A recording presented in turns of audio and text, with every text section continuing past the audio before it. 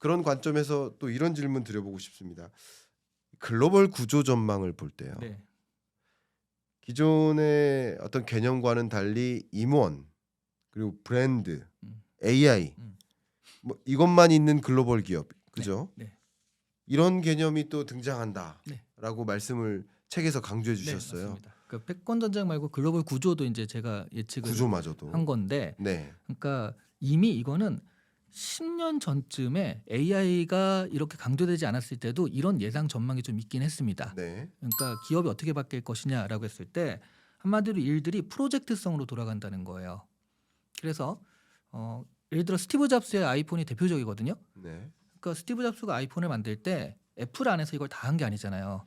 아이디어와 디자인만 있었고, 뭐 그러면 반도체는 네가 개발해. 그리고 이거는 네가 만들어 와. 뭐 이건 해. 심지어 띵크 디퍼런트라는 그 굉장히 유명한 그 광고 문구 있죠. 네, 애플의 광고 문구로 띵크 디퍼런트 되게 유명하거든요. 네, 애플이 한 게 아니에요.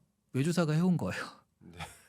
스티브 잡스는 선택을 한 겁니다. 그렇죠. 그게 나올 때까지 채찍질을 한 거고. 어, 그러니까 이게 이제 PM 역할이거든요. 그러니까 프로젝트 매니저가 있고 각각의 역할들을 이렇게 다 나눠 가지고 어떤 프로젝트성으로 일이 돌아간다. 음, 그러니까 글로벌 기업들이 앞으로는 그렇게 될 것이라는 예측이 10년 전에 나온 거에 브랜드는 있어야 돼요. 애플이란 브랜드가 있고, 그다음 PM들 임원이라고 할 수 있습니다. 임원들이 있고 이 임원들이 이번엔 내가 뭐 그램 30을 내가 맡았어. 그러면 그 이걸 다 세팅을 하는 거예요. 이거는 누가 하고 세팅을 해서 팀을 세팅하고 그 팀들이 이것들을 만들고 이 그램 30에 대해서 5년 정도 이렇게 프로젝트 진행하고 네, 거기에 인센을 나눠 갖고 네, 이런 식으로 될 수 있다라는 게 예측이 있었는데, 그게 야, 좀 무리 아니야? 생각했는데 AI 때문에 그게 훨씬 더 가능해지는 세상이 된 거죠. 그러면 PM이 그런 게 있고요. 야, 이건 사람이 하고 이건 AI 하고 이거는 외주사가 하고 사람 AI 이런 식으로 쫙 일을 프로세스를 만들어요. 네, 그리고 이게 잘 돌아가게 만들면서 하면은 예전보다 훨씬 적은 비용과 인력으로도 이게 가능해지거든요. 네, 그리고 거기에 대해서 내가 PM이 갖고 나눠주고 하는 식으로. 그랬을 때 기업 입장에서는 합리적이잖아요. 네, 네. 그리고 사실은 기업 입장에서 그 직원들이나 이런 사람들을 다 이렇게 평소에 유지할 필요가 없거든요. 그러면 예.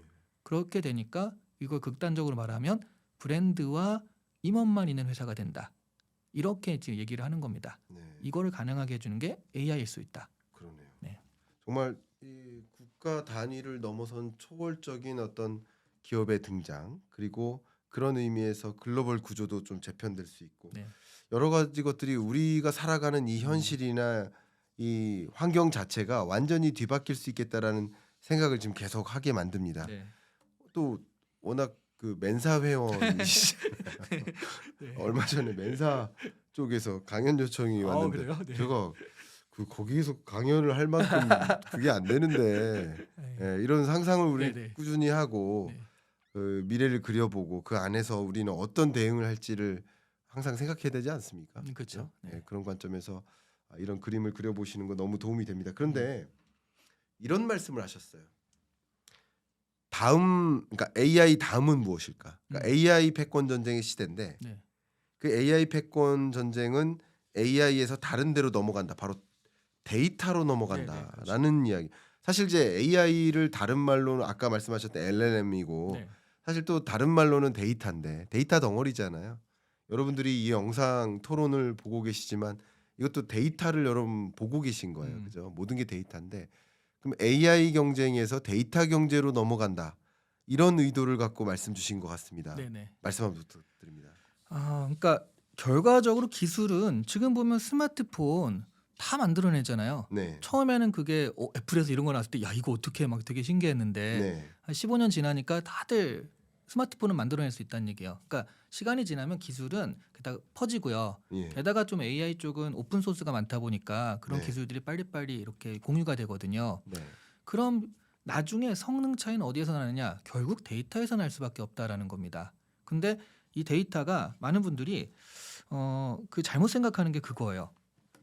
그러니까 개인 정보로 보호되는 데이터들 있죠. 네. 그런 것들만 가지고 생각을 하시는데 제가 얼마 전에 현대백화점 그룹에서 이제 강연했었는데 여기서의 데이터는 뭐냐? 고객 그 전화번호, 계좌번호 이런 게 데이터가 아니다. 가령 비 오는 날 고객들이 어떻게 들어와서 어떻게 움직이는지, 음. 그리고 비 오는 날은 어떤 게 주로 팔리고, 그리고 처음에 들어왔을 때 1층부터 하는 사람이랑 꼭대기에서 내려오는 사람이랑 비교했을 때 그런 사람들의 그 구매 패턴 어떤지 이런 고객의 행동이 전부 다 데이터가 되는 거예요. 예를 들어 우리 넷플릭스가 데이터를 가지고 추천을 한다라고 얘기 많이 들었잖아요. 그렇죠. 근데 넷플릭스 보시는 분들이 별점을 줘본 적이 없을 거예요. 별점 5점, 4점. 근데 이걸 모르는데 얘가 내가 좋아하는 거 어떻게 할까요? 고객이 행동하는 모든 걸 데이터로 수집을 합니다. 예를 들어 그냥 클릭해가지고 나 이 영화 볼래 해서 그게 아니라 보다가 몇 분 정도에 멈췄다. 그리고 이 영화는 전체가 이건데 한 10분의 1 정도 보고 그만뒀다. 어디서 그만뒀느냐, 그 장면이 뭐냐 이런 것까지 다 수집을 해요. 그리고서 아, 이 사람은 이런 걸 좋아하고 이런 장면을 싫어하는구나. 코하고 막 피 튀기는 건 싫어하는구나. 판단을 하고 그런 장면을 뺍니다. 네. 그런 영화를 빼요. 네. 이런 식으로 고객이 행동하는 걸 데이터를 수집을 하는 거거든요. 그러니까 우리 오프라인에서 그런 게 하나도 안 돼 있는 거죠. 그렇죠. 무슨 뭐 학원 보습학원 같은 경우도 큰 학원들 이런 것들도 되게 이 친구들의 뭐 신상 쓴 거 전화번호만 데이터라고 생각하는데 이 친구들이 어떤 수업을 듣고 어떤 경향의 사람들이 어떻게 하는지 이게 전부 다 데이터가 되는 거예요. 근데 그거를 누가 어떻게 수집할 것이며 어떻게 모아놓고 어떤 의미를 부여할 것인가 이 데이터를 해석하고 수집하고 하는 사람이 앞으로는 진짜 기술자 정말 필요한 사람일 수 있다 이런 얘기를 좀 하고 싶고요. 네. 그런 면에서 한국인들이 좀 경쟁력이 있을 수 있다라고 생각을 합니다. 그런 인사이트나 이런 것들은 또 한국인들이 잘하잖아요. 그렇죠. 정말 이 AI 패권 전쟁에서 반드시 후퇴하지 않고 네. 또 데이터라는 영역에서도 우리만의 기술력과 강점을 이용해서 우리의 어떤 자리를 입지를 꼭 잘 다지기를 좀 바라는 마음입니다. 이런 여정에서 어쨌든 이런 디지털 대전환의 국면에서 AI 대전환의 국면에서 정말 많은 일자리도 없어지고 또 새로 생겨나는 것도 있겠습니다. 이런 여정에서 네. 가장 우려되는 음. 가장 먼저 사라질 일자리 꼽아주신다면 네. 어떤 것을 꼽으시겠습니까? 아, 이게 참 일자리 면에서는 좀 네. 워낙에 관계되신 분들이 많아서 그렇죠. 그런데 예. 일단 가장 먼저 사라질 일자리는 저거예요. 그 알바라는 게 원래 대체하기 쉬운 누가 갖다 놔도 한 2시간 배우면 다 할 수 있는 그런 일들이 알바 일거리로 나오는 거잖아요. 그렇죠. 그러다 보니까 AI가 대체하기 좋고요. 네. 근데 이게 대체가 안 되는 이유 중에 하나는 네. 싸요. 그러니까 그 정규직 직원을 쓰는 것보다는 알바하는 게 싸요. 네. 그러면 AI로 굳이 여길 이 기술을 이렇게 할 필요가 있을까? 이것 때문에 많은 분들이 오히려 이거는 비용이 저렴하니까 네. AI로 늦게 대체될 것이다 이렇게 생각을 하시는 분들도 꽤 있더라고요. 그렇죠. 하지만 생각해 보면 최근 들어 얼마 전에 제가 어떤 고기 프랜차이즈 대표님이 초청해서 네. 한 8명 초청했어요. 예. 그래가지고 이제 거기 갔습니다. 갔는데 대표님이 직접 고기를 구워 주시더라고요. 네. 그러니까 프랜차이즈가 한 몇 개 되거든요. 근데 이 지점 오라고 했는데 거기 가니까 그래서 와, 아니 직접 고기를까지 구워 주실 정도로 우리를 환대하는 건가 했는데 옆 테이블에서 여기요 그러니까 대표님 막 뛰어가면서 잠깐만요 하면서 거기도 고기를 구워 주고 있는 거예요. 네. 아니 이게 뭐지 그랬더니요. 알바생이 나와야 되는 시간에 안 나온 거예요. 네. 갑자기 잠수를 타버린 겁니다. 전화하니까 전화 안 받고. 아이고. 네. 그러니까 마침 대표님이 여기 와 있는 거예요. 원래 여기 그게 아닌데 여기 와 있으니까 그러면 나라도 할게 해가지고 이렇게 된 거죠. 그러니까 말하자면 어떤 안정성이라는 면에서 이게 AI로 대체될 수밖에 없는 그런 돈이 더 비싸더라도 이 자영업자들은 이거를 좀 쓸 수밖에 없는 그런 상황이 좀 되고 있는 게 있거든요. 네. 그래서 알바 부분에서는 생각보다 이게 빨리 될 수 있고요. 네. 그리고 또 하나는 역시 이제 많은 분들이 예측하는 게 전문직인 예. 거죠. 예. 예, 전문직이 좀 나쁘게 말하자면 전문직의 카르텔이라는 게 있어요. 네. 예를 들어 법률 용어를 보면 뭐 무슨 판결문 보면 그렇지 아니하다고 생각하지 아니하지 않을 수 없다고 아니할 수 없다 뭐 이런 식으로 나오죠. 뭔 소리야? 맞다는 거 틀리다면 되게 헷갈리잖아요. 네. 이걸 법조인들은 서로 알아듣는 거예요. 네. 그리고 리걸 마인드라는 게 있습니다. 그렇죠. 리걸 마인드가 뭐야? 그러면 설명을 잘 못해 한 30분 얘기해야 된대요. 근데 딱 보면 이게 유죄인지 무죄인지 몇 년형인지 스스로 감이 온다라는 게 리걸 마인드예요. 아니 그거를 주관적인 거 아닙니까? 네. 그렇죠. 예. 네.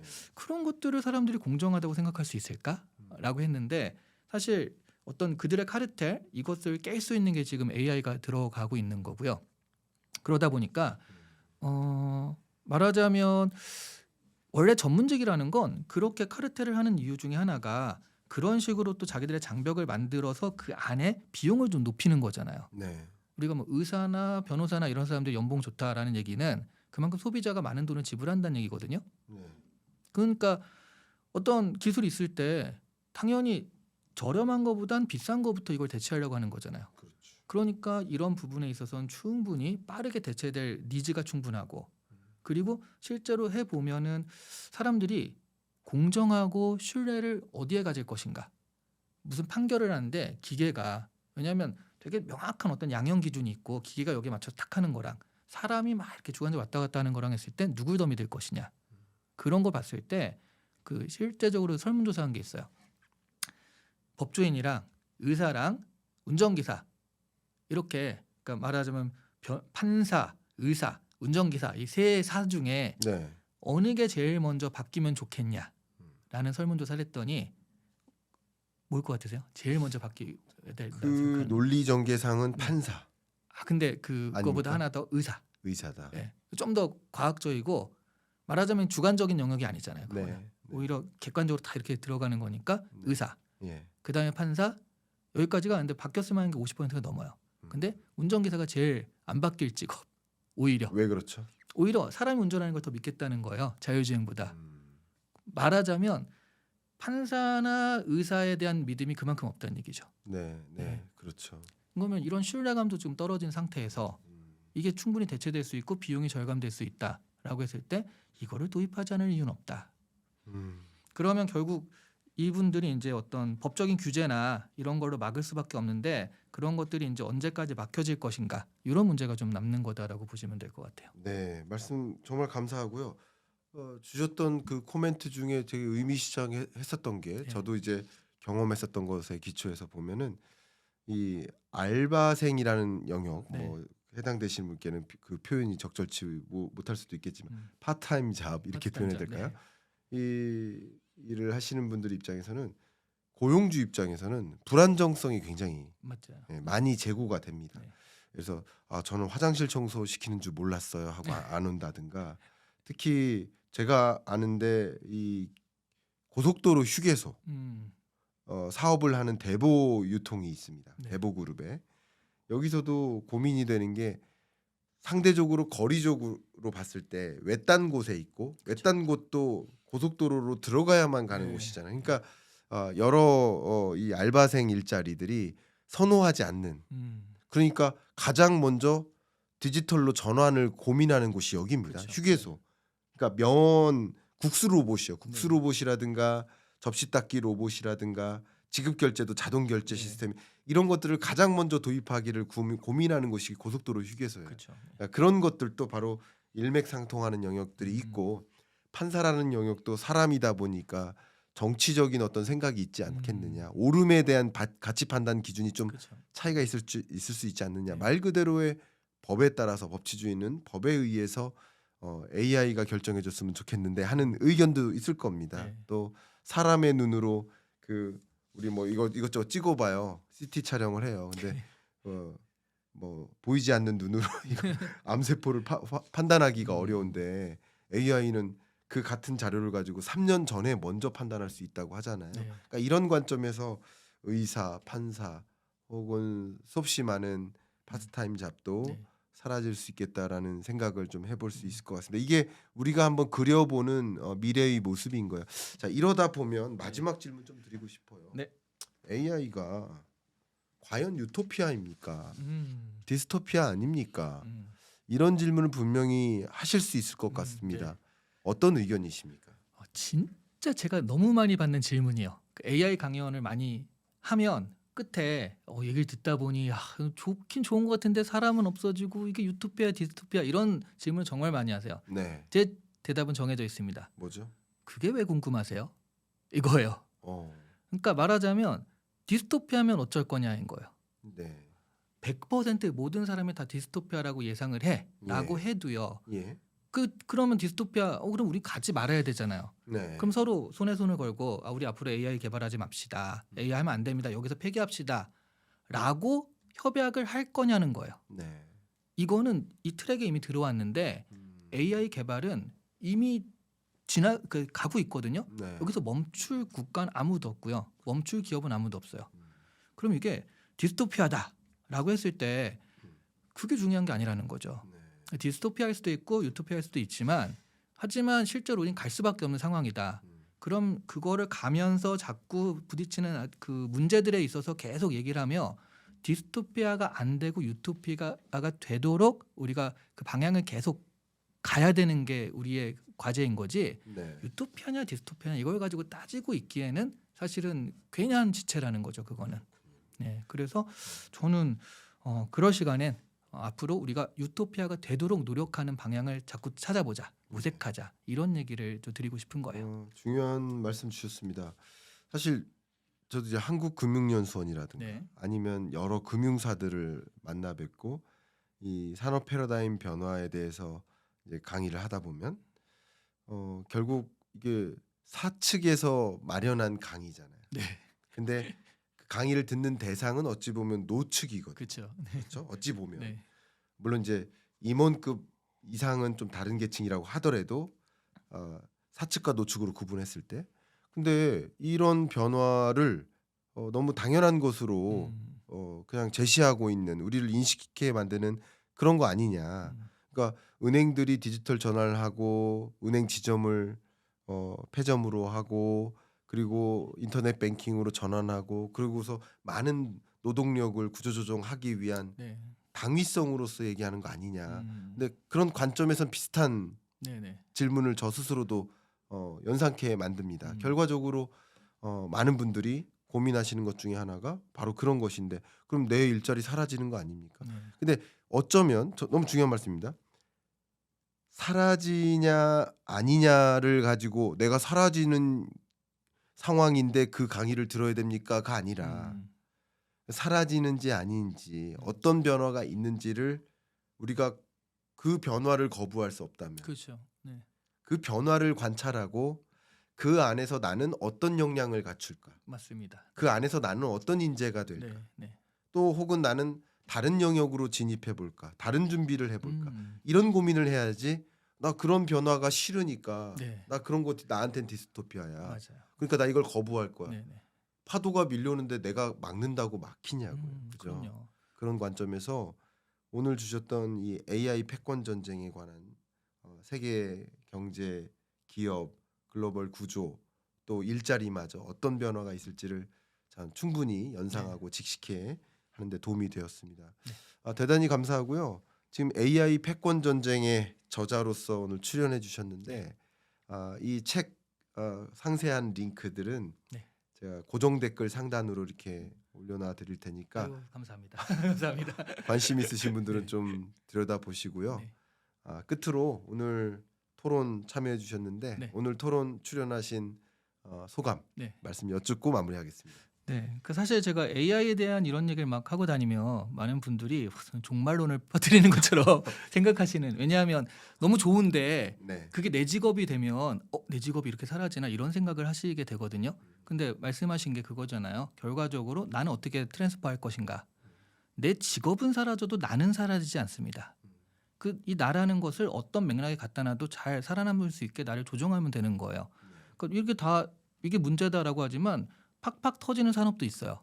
예를 들어 사람들이 시간에 여유가 좀 생기게 되죠. AI를 쓰면 네, 이런 거예요. 직장인들이 10배 정도 더 생산성이 좋아졌다. 그럼 10배 일을 하지 않거든요. 직장인들은. 예, 10분의 1만 일하고 나머지 10분의 9를 노는 데 써요. 그렇죠. 예, 그게 직장인들의 굳이 더 이렇게 할 건 없잖아요. 네, 그러면 돈은 있는데 시간이 많이 남게 돼요. 그럼 뭐가 뜰 것이냐? 엔터테인먼트 산업이 뜰 수밖에 없어요. 스포츠라든가 이런 것들. 그런 것들이 파이가 굉장히 커지는데 거기에 엄청난 기회들이 또 있는 거거든요. 그 잘 생각해 보면 이것 때문에 뜨는 데도 있고 지는 데도 있습니다. 네. 뭐 2차 산업이 지면은 3차 산업이 뜨듯이 뭔가 이렇게 바뀌는 게 있어요. 그럼 나도 충분히 거기에 트랜스퍼할 수 있는 영역이 있다. 네. 그리고 어차피 다 지금 이렇게 AI에 대해서 얘기하지만 극초반기거든요. 네. 누구에게나 다 기회는 있다라는 거. 그리고 그런 기회를 얻을 수 있게 AI가 나를 도와준다는 거죠. 예를 들어 뭐 음악 같은 경우도 나는 음악을 작곡을 못하지만 AI를 통해서 음악 작곡할 수 있는 능력을 내가 얻을 수 있거든요. 그런 식으로 많은 기회들이 얘가 보장해 주는 거니까 이걸 잘 활용하시는 방법을 찾으시면 충분히 AI 세상에서 살아남은 걸 떠나가지고 AI 때문에 와 진짜 인생 역전했다 하는 그런 것까지도 가능하지 않을까 그렇게 좀 말씀드리고 싶습니다. 너무 귀중한 말씀 주셨고 결국 이렇게 거대한 변화가 일어나는 지금에 그 환경을 바꿀 수 없다면 나를 바꿀 필요가 있다라는 네. 말로 요약하면 어떨까 이렇게 정리를 해보도록 하겠습니다. 오늘 귀중한 자리 해주셔서 감사하고 또 많은 분들도 끝까지 이렇게 경청해 주셔서 감사합니다. 마무리하도록 하겠습니다. 네, 감사합니다. 감사합니다.